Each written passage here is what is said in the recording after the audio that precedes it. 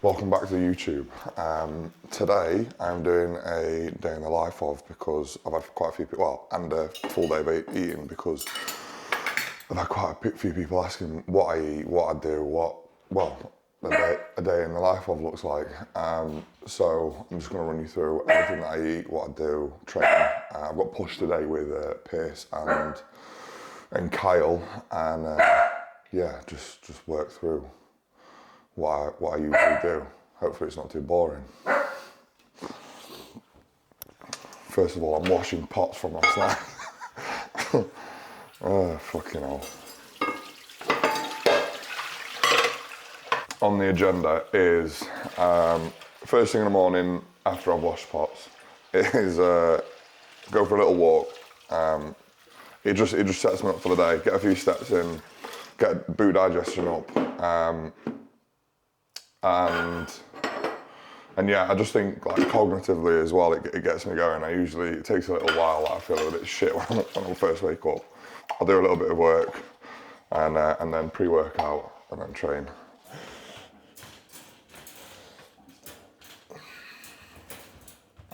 Come here, come. Oh.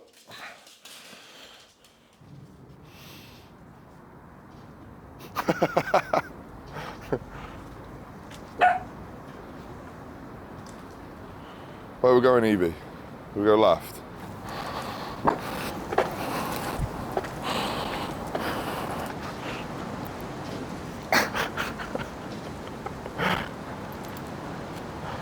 So when I get back, it's sups and meal one. At the moment, I've started taking 1.8 gram of L-carnitine. So I take a gram AM, and then I take 500 plus turboject, which has got 300 in.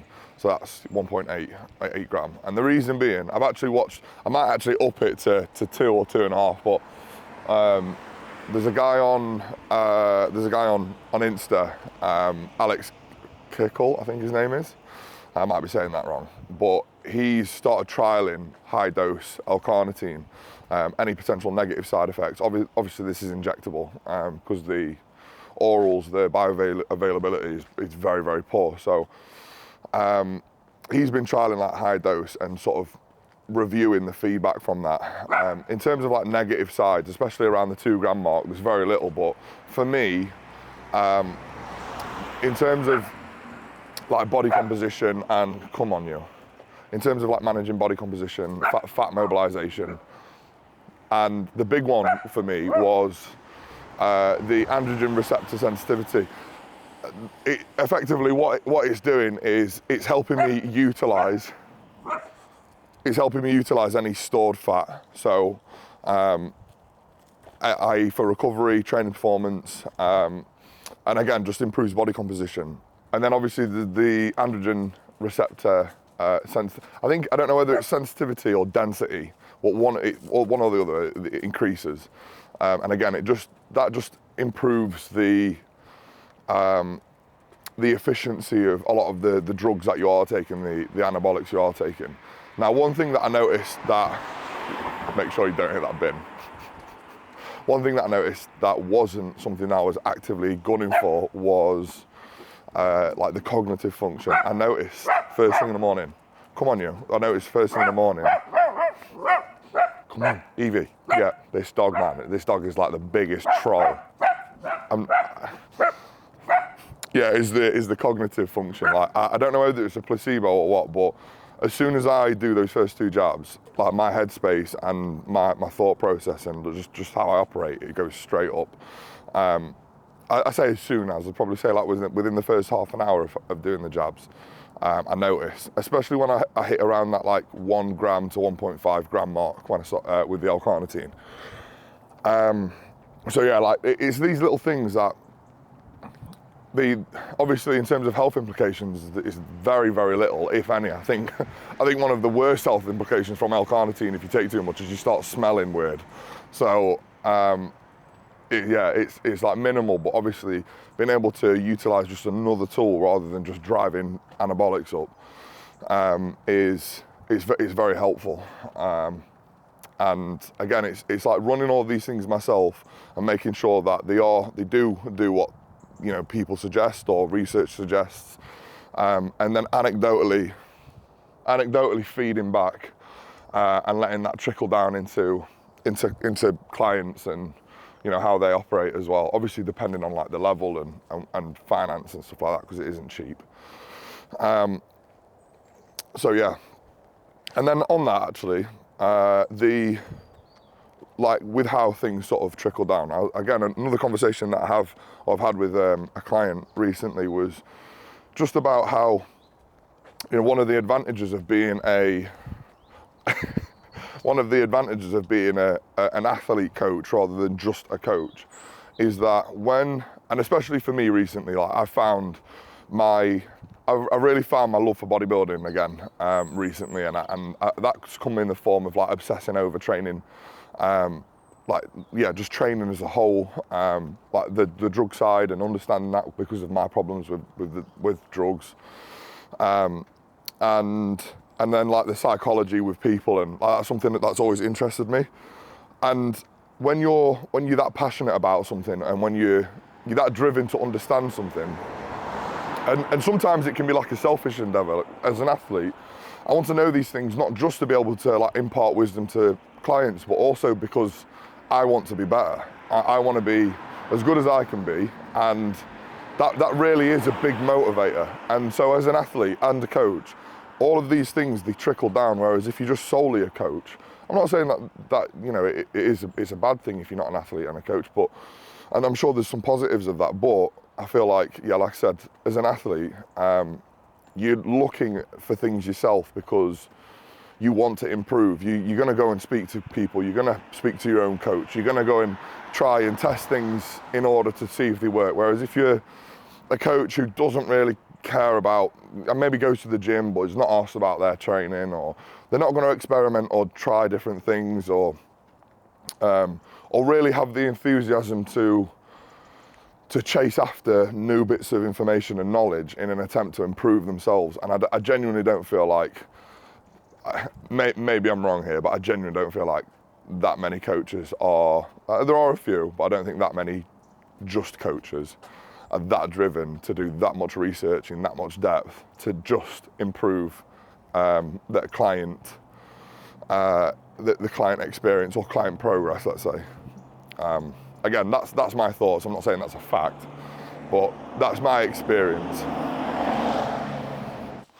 Oi, shithead. Is he ignoring me? Oh no, he's got his earpods in.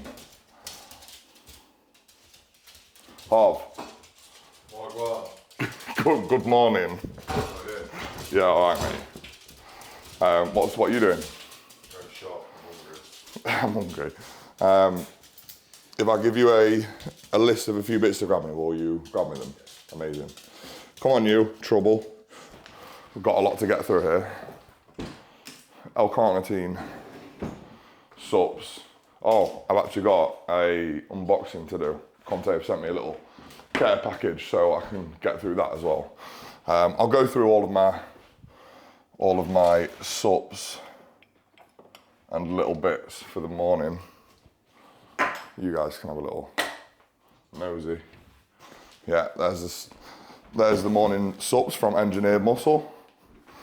Bit of honey, straight to the vein. So we've got the L-carnitine at 500 milligram per mil, and then the turbocharged V2, which has got 300 milligrams of L-carnitine, arginine at 200 milligrams, theanine 100 milligrams, and then AMP 50 milligram, and then ATP at 10 milligram. This stuff is pretty fucking hardcore, but it's good. It can sting a bit when you put it in, but needs must. Again, it bumps my L-carnitine up just a touch, and in terms of like training performance and pumps, it's brilliant. And then we've got the BPC, oral BPC, which is a peptide, which usually a lot of people inject locally for any sort of like injuries, just to help with recovery. I mean, it is a fucking miracle drug, to be fair. I've seen people like overcome some absolutely mental injuries, Harvey included, when he dropped like a 224 kilo. What's the things that you wore? Is it a farmer's? Yeah, farmer carry. That's it, yeah. It was one of those, 240 kilo or 220 kilo, dropped it on his foot.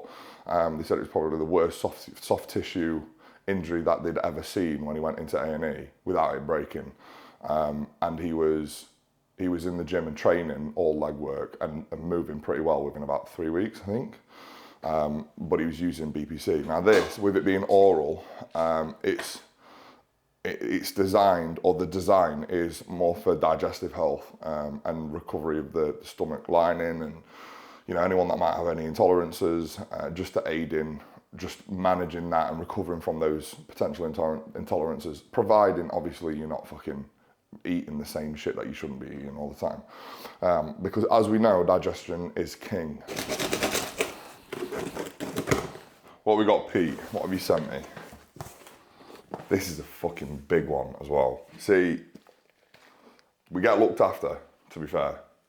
I know other supplement brands can be a bit stingy with how much you send out, but do you know if you use more than what you should really is the recommended dose of stuff, they'll just send you double.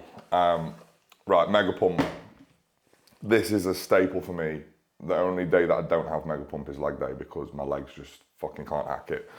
EAAs, if you're watching this and you don't know what EAAs are good for, then likewise with creatine, I'm not gonna fucking spoon feed you. HydroFlow. This is a hydration aid, and it's literally just like juice. Do you know what I've started doing as well? I've actually started putting how you can get those, like not 7-Up, but like elderflower, like the fizzy, and it's like sugar free. Like you pour a pint of that and then put some HydroFlow, and that makes fucking unreal. Do you know what I started doing? Get ice lolly, like molds. Ice lollies. Oh mate, you dirty bitch. Yeah, that sounds amazing. Creatine, the health subs, circulation complete, organ defense, and the glutathione complete. Repair, the Conte Whey. My go-to is the salt caramel. I've got a feeling he might have sent me either... Oh no, what a legend, Pete, you fucking boy, he sent me 2. The salt caramel's the best, and I'm addicted to it. So I'll like lean towards the vanilla sometimes just because it's fucking easy, but yeah, not that any of them are particularly bad. It's just the salted caramel slaps. And then same again. Maybe I've got a thing about salted caramel. Salted caramel, cream of rice. Right, so we're in for meal 1. Salmon, 200 milligrams, well, 60 grams of salmon. I know you guys all want to know quantities, don't you? So 60 milligrams, grams of fucking injectable salmon. Oh, it's still too early. Yeah, that cognitive function from the L-carnitine, right? So yeah, 60 grams of salmon, 300 grams of dry weight rice, 1 whole egg, and 200 grams of egg whites is meal 1, and a banana. So I made the rice last night. Basically, I have 300 grams of rice a day, dry weight, and then I just split it into thirds. I missed the supplement is T4. Going back to what I was saying a minute ago, this thing of getting caught up on there is only one way to do something, that this is the strict policy of how one thing operates. It's very limiting in your process. Everybody's so different. I'll give you an example with the growth hormone, is that some people like to split it AM and PM, some people put it in pre-workout and PM. But I've noticed personally, for me, that the most important thing, and the thing that I notice more when it is all in at night, is my sleep. And for me, at the moment, being just shy of 130 kilos, and with how I train and how much food I've got to eat and my day, it's vitally important that I'm recovering well. And I notice it as well. I notice my sleep quality improve. I notice I feel better throughout the rest of the week. I also notice when I've not got that full 6 IU pre-bed, and I split it AM or PM or put it in pre-workout. And for me, that's been massive. Whereas some people will say, "Oh, definitely split it" or whatever. again, as I become a better coach, I realise that there is no one size fits all. There might be things that, like guidelines or things that typically work well for most, but I think it's important to experiment. And I do that with a lot of clients, different training methods, different amounts of volume, or different ways to perform exercises, or different exercises entirely, different drug protocols, different combinations and ratios of drugs. And it's just about finding what works. I steer clear typically of like people or athletes or coaches who like really reinforce this one way. Like, you've got to train to failure. You haven't got to. I think my preference is training to failure, and I'll give you all the reasons why. But you haven't got to, and there are loads of successful bodybuilders that don't. You haven't got to run a certain drug protocol or certain compounds, because lots of successful bodybuilders haven't.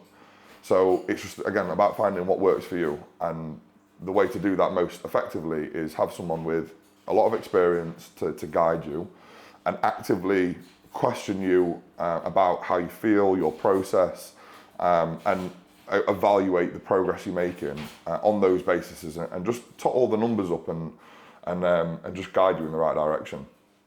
I forgot one thing. It's a new addition to this meal. I'd say, Aaron, you'd be proud of me, but I don't think you'd be that proud of me. Beetroot. No, not really. Oh, I'm sorry, I've not put fucking chives on it. And what's all the other shit that you do? I don't know. A bit of chives, maybe some mushrooms and tomatoes, chili flakes. Yeah, fucking give me indigestion now.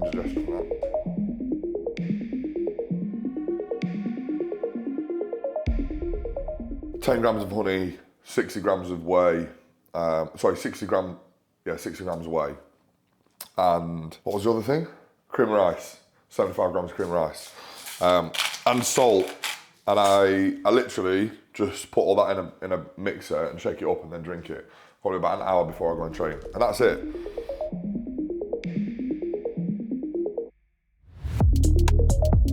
I live with my baby brother, and we've been living together since Harv. He's always got fucking headphones. Harvey, when did we start living together? 2019. 5 years. Me and Harvey have been living together 5 years. In which time we've lived in 3 different houses. Harvey used to be a strongman, competed at quite a high level as a junior, and came second at UK's under-23s strongest man twice. And so really when he ever applies himself to something, he's all in. And that shows in whatever it is he's all in on, because whether it was strongman or DJing, he's always progressing up to a very high level very quickly. He signed quite a big contract, an agent, that's it. All obviously, he's had to put in the work, but now he's with this agency. They've got the right contacts He's just put me in front of the right people. He's opened doors that I wouldn't be able to open myself. Yeah, that. And it's allowing him to showcase his ability in front of more people. And because of that, as of September, he's pretty fully booked. He's stacked out with bookings. And I've got 3 weeks from the 1st of September, before the 1st of September, till the end of the year that I've got. You're free. not? Yeah. Right, okay, so every week between September and at the end of the year, he's got booked bar 3. So yeah, he's flying. He's doing really, really well. Me and Harv are naturally, having lived together for so long, very close. There's only 4 years between us, and I think we've had this very. I think maybe it's a family thing that's ingrained into us, but we've got this very strong connection and want to support each other through whatever it is. I don't feel an obligation to do it. I feel like I'm drawn to helping and supporting him, and as he is with me, I feel that on a day-to-day basis, and I really think it shows in where we've got to over the last few years and how quickly we've got there, because I know absolutely I'd not be where I am now without Harvey. I'm going to go and train at 11:30. I'm currently having the meal even. And I've got a few more check-ins to do. I've got Ben's to do, and I'm just going to go over a few bits with Alex, because you just messaged me back off the check-in I've just sent him. And then, yeah, we've got Push, me, Pearson, Kyle. I've been enjoying it, I think naturally when, you know, I work as I do with coaching and bodybuilding, I'm quite structured. Very, very rarely come off away from how the time I train and whatever. And Pierce is like, with his structure, things change a little bit. It's not a lot, but there's a little bit of change there. And then, and Kyle can be the same. I mean, we're talking like half an hour or an hour either way. It's nothing big, but when you're existing a certain way as a bodybuilder, that is a lot of time. So we've got a nice little group here that we can all train on the same days, all train the same stuff, and we all train really fucking hard. Well, me and Pierce do. Kyle's like just getting up to scratch. Kyle's men's physique, and I genuinely do believe he'll turn pro. Like his physique is just very unique, very men's physique-y. He is training legs with us, which is nice, and he put in a good shift the other week. So, obviously we've got Pierce and Kyle in. I've not done a YouTube with Pierce for like fucking a while, at least like 4 or 5 videos. So yeah, it's been a while since I've done anything with Pierce, which would be nice. Kyle, as you might be able to see in the background with the stupidly broad shoulders, is the men's physique boy. First exercise is incline fly, cable fly. I found that like, I've got 2 days where I'm hitting my upper, so well, my chest delts. And I like a combination of that first session, starting with a fly, just to fill the pec up with as much blood as possible. I connect really good with flies. And especially as my top line is something that needs to be worked on, incline flies are perfect, especially with a cable. I just feel like it's a much better connection with any other sort of fly variation. And then going into the pressing, whereas on the upper day where I've got push and back, I start with push because I feel like it doesn't take away from my back session, as well as starting with pressing. So I'm loading my pec as much as possible in that session. So now I've got 2 sessions where I'm starting with something that I connect well with, and then I go into my pressing, and then I've got a session where I load it as heavy as possible with the pressing, with the flat press.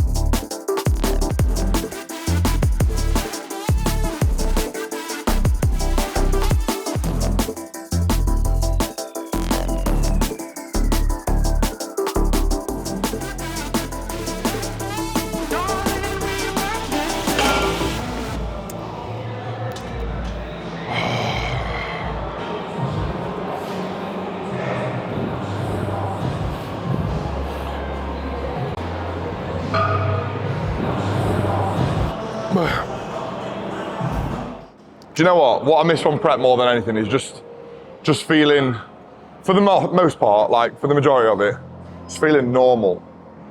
Like my body just doesn't enjoy being this heavy.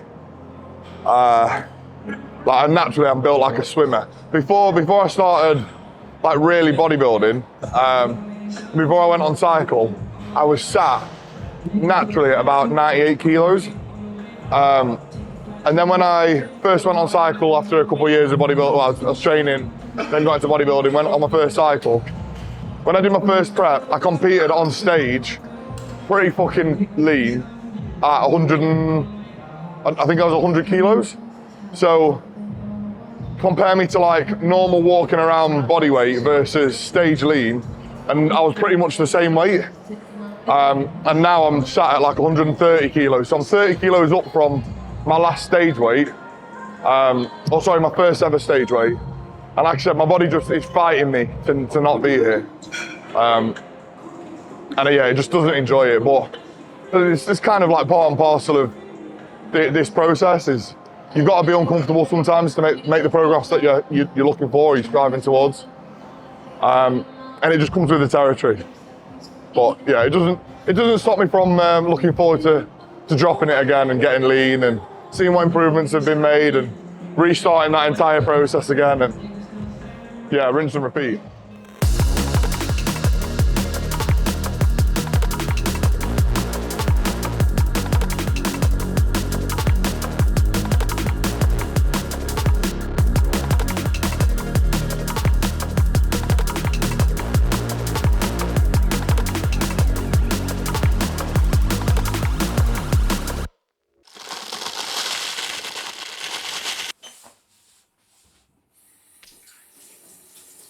That's 100 grams of Cocoa Pops,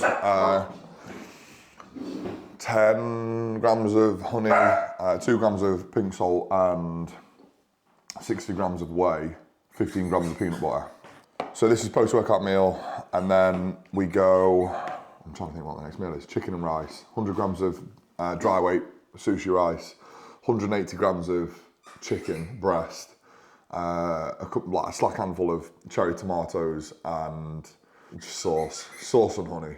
And then the last meal is mince, rice, peanut butter. I make a peanut butter satay sauce with, actually, because my fats would be slightly too high if it was actually peanut butter.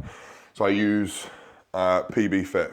This shit is just fucking unbelievable. It's basically peanut butter, but they've removed the oil and dried it, so it's really high in protein, all right carbs, much lower fat.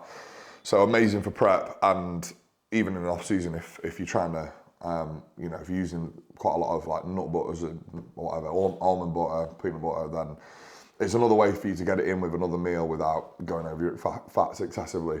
And then in an evening, so I spoke about like your process and doing things that suit you. Look, I'm not this hardcore bodybuilder that has to eat chicken and rice with broccoli every meal, other than my post or pre-workout meal or cream of rice made.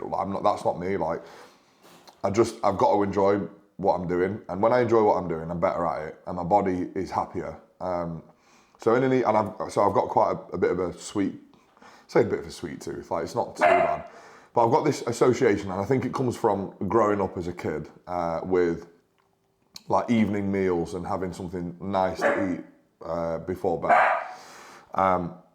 Whether that be and it was something that my parents and my grandma, they ingrained in me, whether it was like biscuits and tea before bed and that sort of stuff. So it's like this thing that I want to lean towards. So what I do instead is I have my last meal, and then I make 75 grams of oats and put a little bit of honey in there, put a little bit of dark chocolate in there, and a little bit of peanut butter. And the chocolate I'll mix up. Sometimes it's the Lindt dark chocolate. Sometimes it's literally like 4 squares of Galaxy. It doesn't matter. It's just a little bit of something, and it still hits my macros. It's still in there. Call me, not a very good bodybuilder or whatever, but what I'm doing works for me. I know I'm getting bigger. I know I'm doing what I need to be doing to see myself progress. And mentally, it's just a little thing that makes me happy. And I think people undervalue that. I think people undervalue being happy. If your process is the most optimal process in the world, but you're not happy, then like your body isn't going to be as responsive. And I swear by that. And you're in your fucking off season as well. Like, you've got to be able to enjoy yourself. And then rinse and repeat, 10 o'clock, get back up again at 6, sometimes maybe a little bit earlier, usually about 7.5 hours sleep. Same old, day in, day out, same shit. And do you know what? That's how I like it. I don't mind. So in fact, it's not that I don't mind. Like I said, I genuinely enjoy it. It keeps me accountable. I know exactly what I'm dealing with. I enjoy that process. It's me consciously working towards my goals, and I feel like I'm achieving something. I feel like I'm still setting a good example, and yeah, I'm happy. This is pudding for this evening. It's 10 grams of peanut butter and a couple of squares of chocolate with some honey.